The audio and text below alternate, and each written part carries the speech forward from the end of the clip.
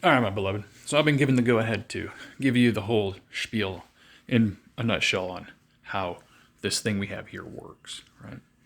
We've talked how the mind-matter phenomenon complex we have access to, according to the mystics, the ancients, even your Senate, which has the seal of Saturn.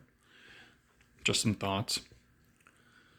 The Roman system, the Greeks, all of them followed after Saturn.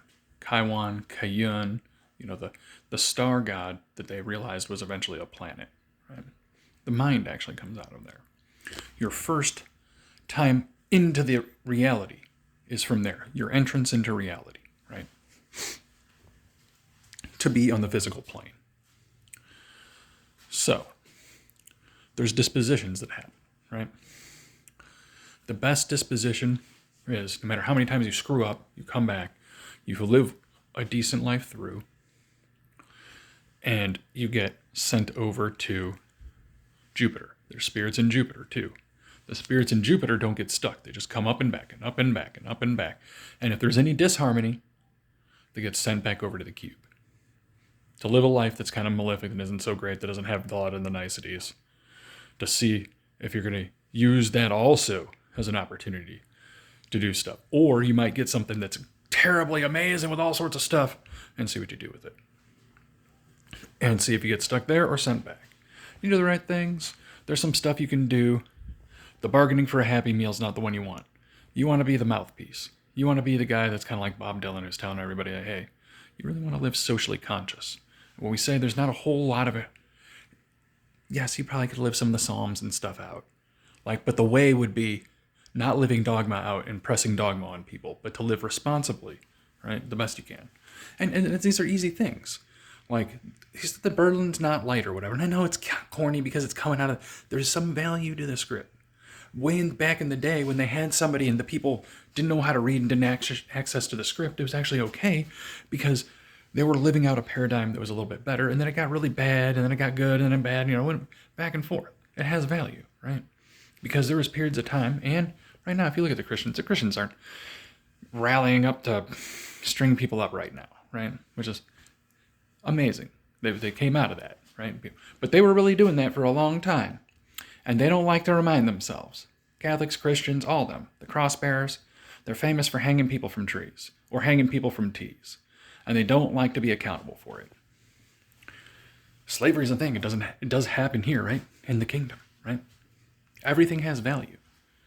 You can live out things here that you don't have to live out in the cube. You really want to get the malefic things out here so you don't have to live them out somewhere else.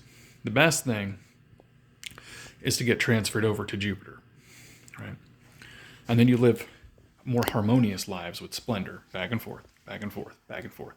Not the richest lives, but ones that just function really well. Everything works out. You don't have to do anything wild to get, and you're not interested in getting the extra because you know that those extras, unless they come naturally as a fluid process, they're not really meant for you, right? You can try and invest with spare time and see if something hits. You might get Jupitered in, great. But for most things, you really don't want those things unless you're an individual of a certain mental capacity, right?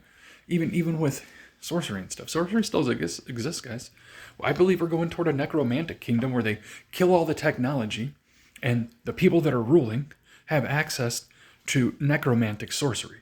Not witchcraft, where it gets everybody bewitched, but necromantic sorcery, which accesses intelligences, people, they're people, right? Could have been different forms, because this place has been in many formats. If we look at Jupiter, we believe this is a cosmic recyclery through Saturn, who lets a certain thing off, and Jupiter allows to move closer to the Earth when the Earth gets to a certain vibration, aka people living out certain paradigms.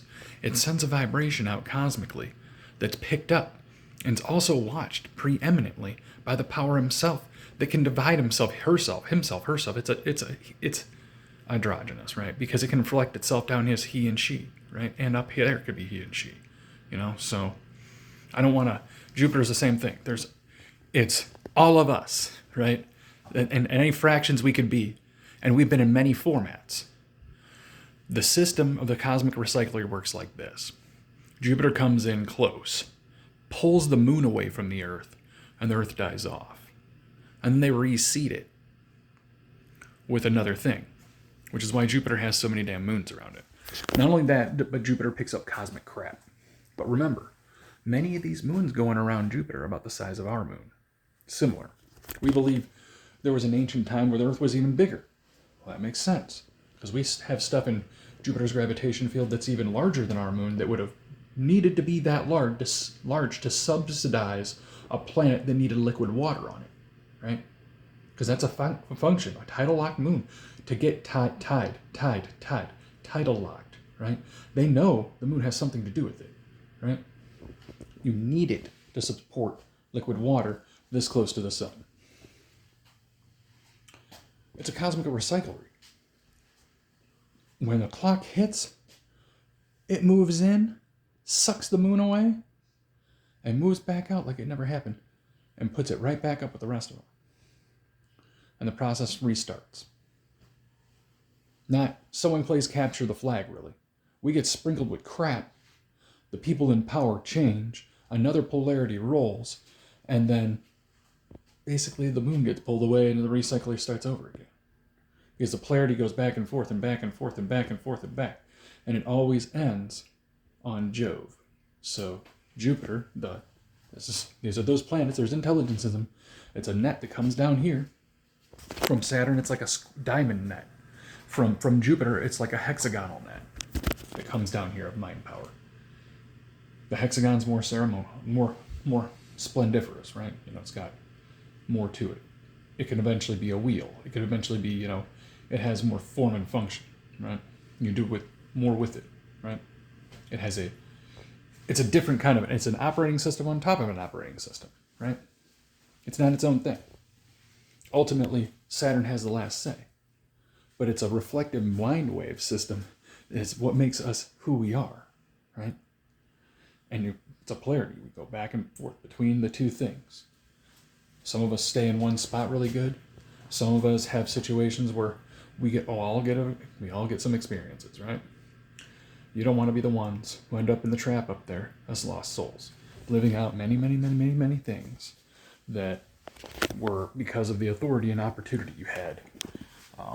It exposed other people to, obviously not be able to get the things they needed, Real simple on that. The two-way complex of how this actually all works. Because this place does get recycled. There's some sort of, why would they say if the place was even larger? And then it got reseeded. They get access to cosmic information. Some of this stuff is not just lies of science. They're getting it astral, necromantically delivered to them. Now, these things they talk to, they don't have to tell them the truth. They're not obligated to any of that. It's a really weird process. There's not certain spirits that have to tell you the correct thing. No.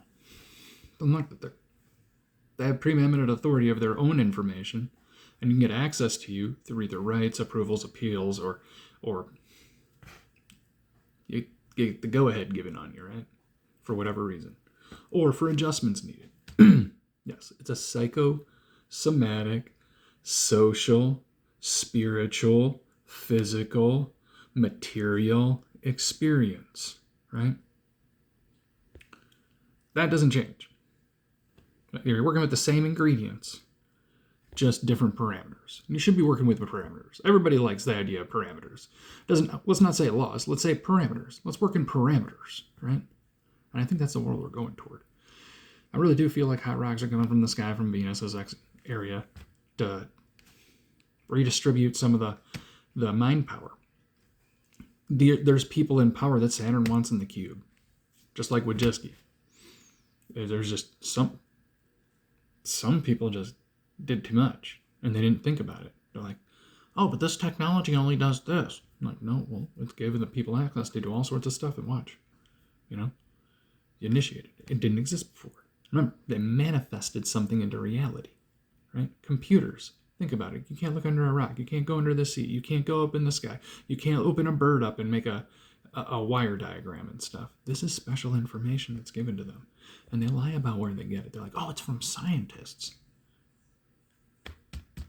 But scientists are repeating information that was given to them, right? But who gave it to the people who decided to be scientists? Where did that book information come? Before the book, what happened? I'm just so smart. I'm going to come up with all the parameters and functions and concepts and placeholders and value positions, right? And potentials. And then give it, and then call it as theory. No, this shit was given to them. And then it's theory because they can't disprove it and they can't, it functions within a certain parameters, right? You know, when you go on to Mars, if you can get there, if your brain even works, the gravity works different. The principles and functions work different, right? We're in a parabola like an X where these things work here. You leave, they don't as well, right? Like, is gravity the same if you leave Earth the field? No, it can't be because you left the field, right? It's a field that we're in, right? Anyways, long and short, wanted y'all to know the mechanics of it. Nothing's hopeless here. Everything is totally adjustable. The power is not one that he should repent, but all should repent, right? As it were. There is something like that, right? So all that stuff kind of has value. If people live that out, what's repent? You shouldn't be killing people. You shouldn't be defrauding people. You should be treating people as you'd like to be treated. I mean, if you're doing that, I mean, damn. Are you going to pull bad out of that? But they don't do that anymore. They want to slander everybody with it, you know? So we got to hand it back to them. It ain't right. Y'all have a great rest of your day, blood.